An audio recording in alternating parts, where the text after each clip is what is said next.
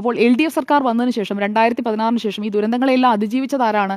ഈ ഓഖി ആയാലും അതിനുശേഷമുള്ള പ്രളയമായാലും അതെല്ലാം ഒന്നാം പിണറായി വിജയൻ സർക്കാരാണ്. ഈ പദ്ധതിയെ അതിന്റെ ഏറ്റവും നിന്നു പോകാവുന്ന ഒരു ഘട്ടത്തിൽ നിന്ന് മുന്നോട്ടേക്ക് കൊണ്ടുപോയത് പിണറായി വിജയൻ സർക്കാരാണ്. അപ്പോൾ തുടക്കമിട്ട ഉമ്മൻചാണ്ടി സർക്കാരിന് മാത്രമായി നമുക്ക് ഈ പദ്ധതിയുടെ ക്രെഡിറ്റ് കൊടുക്കാൻ സാധിക്കുമോ എന്ന് ചോദിച്ചാൽ അതിന്റെ ഉത്തരം വളരെ ഈസിയാണ്. നോ ആണ് അതിന്റെ ഉത്തരം. കാരണം പിണറായി വിജയൻ സർക്കാർ ഈ പ്രതിസന്ധികൾ ഉണ്ടാകുമ്പോൾ, അല്ലെങ്കിൽ കല്ല് കിട്ടാതെ വരുന്നു, ജനങ്ങളുടെ പ്രതിഷേധം ഉണ്ടാകുന്നു, അങ്ങനെ പലതരത്തിലുള്ള പ്രതിസന്ധി ഘട്ടങ്ങളിലൂടെ ഈ പദ്ധതി പോയിരിക്കുന്നത് ഒന്നാം പിണറായി വിജയൻ സർക്കാരിന്റെ കാലഘട്ടത്തിലാണ് എന്നത് നമ്മുടെ മുന്നിലുള്ള കണക്കുകളാണ്. അപ്പോൾ ഈ കൗണ്ട് ഡൗൺ വെച്ചുകൊണ്ട് ഈ പദ്ധതിക്ക് ഇത്ര സമയത്തിനുള്ളിൽ പൂർത്തിയാക്കണം എന്നുള്ളൊരു ലക്ഷ്യം വെച്ചത് ഉമ്മൻചാണ്ടി സർക്കാരാണെങ്കിലും ആ കൗണ്ട് ഡൗണിലെ ഭൂരിഭാഗം ദിവസങ്ങളും, ഈ 1000 എന്ന് പറയുന്ന ആ കൗണ്ട് ഡൗണിലെ ഭൂരിഭാഗം ദിവസങ്ങളും ഒന്നാം പിണറായി വിജയൻ സർക്കാരിന്റെ കാലത്ത് കൂടിയാണ് കടന്നുപോയത്. അതിനിടയിലാണ് പ്രതിസന്ധികൾ ഉണ്ടായത് എന്നതുകൂടി ഇപ്പുറത്തിരുന്നുകൊണ്ട് ഉമ്മൻചാണ്ടിയുടെ പേര് ഈ തുറമുഖത്തിനിടണം എന്നൊക്കെ പറയുന്ന UDF മനസ്സിലാക്കേണ്ട കാര്യങ്ങളാണ്. ഒരു പദ്ധതിയെ നിന്നു പോകാതെ മുന്നോട്ട് കൊണ്ടുപോവുക എന്നതും പ്രധാനപ്പെട്ടതാണ്. ആ നിന്നു പോകാതെ മുന്നോട്ട് കൊണ്ടുപോയത് ആരാണ് എന്ന് ചോദിച്ചു കഴിഞ്ഞാൽ അത് LDF സർക്കാരാണെന്നുള്ളത്